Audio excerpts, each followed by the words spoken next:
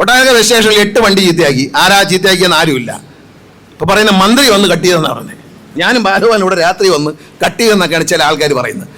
അതൊന്നുമല്ല, പിടിച്ചില്ല. ഇവിടെ ഉണ്ടായിരുന്ന സെക്യൂരിറ്റിക്കാർ കണ്ടില്ല. ആ പ്രശ്നം അവസാനിക്കുകയാണ്. കേരളത്തിലെ മുഴുവൻ ബസ് സ്റ്റേഷനുകളിലും, കേരളത്തിലെ മുഴുവൻ ബസ് യാർഡുകളിൽ ഇവിടെ തുടങ്ങുകയാണിത്. ഇപ്പോൾ 10 ക്യാമറ ഇവിടെ വെച്ചു. 450 ക്യാമറകൾ കേരളത്തിലെമ്പാടും വെക്കാൻ പോവുകയാണ്. എല്ലാ വർക്ക്ഷോപ്പുകളിലും, എല്ലാ സ്റ്റോറുകളിലും, എല്ലാ ബസ് എവിടെയൊക്കെ ഇട്ടേക്കുന്നു അവിടെ മുഴുവൻ കവർ ചെയ്ത് കണക്കെടുത്തിട്ടുണ്ട്. ടെൻഡർ വിളിക്കുകയാണ്. 43 ലക്ഷം രൂപയോളം ചിലവാകും ഈ 450 ക്യാമറയ്ക്ക്.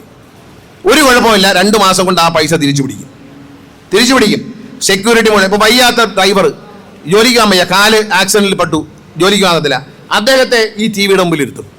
ഇവിടെ ഒരു മുറിയിൽ അത് വെച്ചിട്ട് ആ ടിവിയുടെ മുമ്പിൽ അദ്ദേഹത്തെ ഇരുത്തിയിട്ട് വയ്യാത്ത കാലം കൊണ്ട് അവിടെ ഇരുന്നിട്ട് ഇതിൽ നോക്കിയിരിക്കും. എന്തെങ്കിലും കുഴപ്പം കാണിച്ചാൽ, ഏതായാലും ഇവിടെ ഗുണ്ടായിസോ ഒന്നും കാണിക്കാൻ സെക്യൂരിറ്റിക്കാർക്ക് പറ്റത്തില്ല, നേരെ പോലീസിൽ വിളിക്കുക. ഇവിടെ 8 പോസ്റ്റ് കാണും, അല്ലെങ്കിൽ പോലീസ് സ്റ്റേഷനിലേക്ക് വിളിക്കും.